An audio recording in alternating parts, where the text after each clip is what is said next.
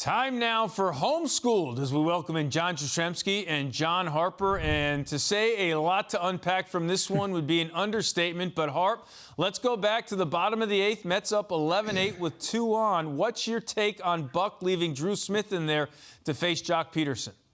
Yeah, I think that's a mistake. Look, I think everybody knows I have great respect for Buck, and Smith has been really good this year, but when he walks rough there and he seemed to lose his command, he just seemed like all of a sudden the situation was a little bit too big for him. You know, he's still a young guy trying to find his way into those high leverage roles. So, and Peterson, as hot as he was at 2 home runs, I think you got to bring the lefty in, Joey Rodriguez, at that point.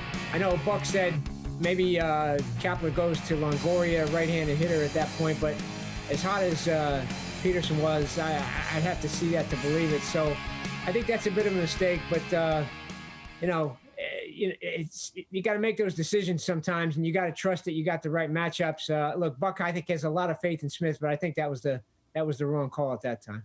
And JJ, I know we recently had a conversation here in studio where you said in Edwin Diaz you trust. Does his blown save on Tuesday now give you reason to concern the Mets closer?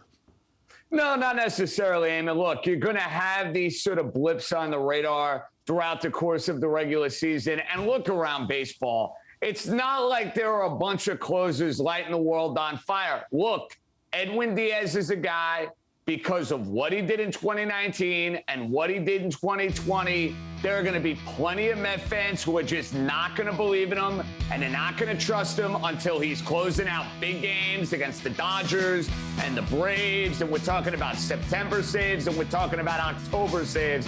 I don't care what your name is as a closer, these sort of games are going to happen. And it was pretty obvious with Edwin Diaz, even after that unbelievable double play, he didn't have it. And the minute you saw Jock Peterson come to the plate, you had to expect the worst. Yeah, no doubt. When he got the double play, you thought he was out of the woods, but he certainly was not sharp. All right, fellas, let's make a drastic left turn here and change topics and talk about Jacob deGrom.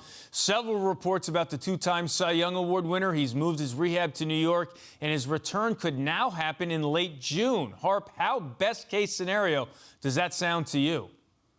That's real best case for me, Eamon. I think he's got a long way to go here. I mean, he's going to need a full month, I think, of ramping it up. And so he's going to basically have to get started right now if he's going to be available in late June.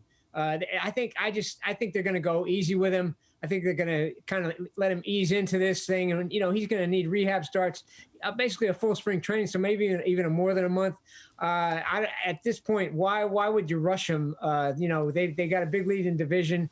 The division looks kind of weak, and they got to be playing the long game here with him. So I don't see why they would rush him to late June. I think July is more realistic.